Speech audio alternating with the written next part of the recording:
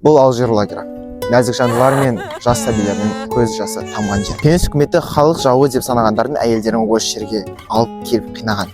Тіпті жаңа туған сәбилердің аналары еш аямаған. Жалпы есеппен алғанда бұл жерде 20 мыңға жуық нәзік жандылар болса, ал 1507 сәби бұл жерде ол дүниеге кеткен. Бұл жерде Сейфуллиннің әйелі Гүлбахрам, Бейімбет Майлиннің әйелі Күнжамал, Рысқұловтың әйелі Күләндам болды. Қазір сол лагердің орнына осындай бір экспозиция салынған, дененің бүкілін түршіктендіріп жібереді.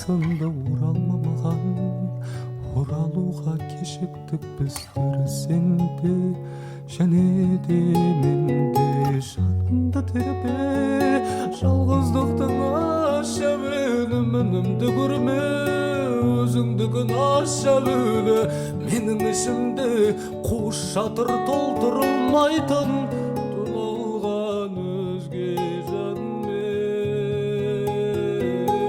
Біз қоған арман орындалмай қаза болған күн, ол мені жалғыз бақытымнан айырған түн.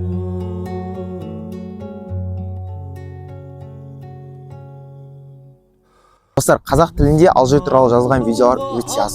Сондықтан да осы видеоны таратып, қолдап жіберейік. Бірге тарихымызды зерттейік.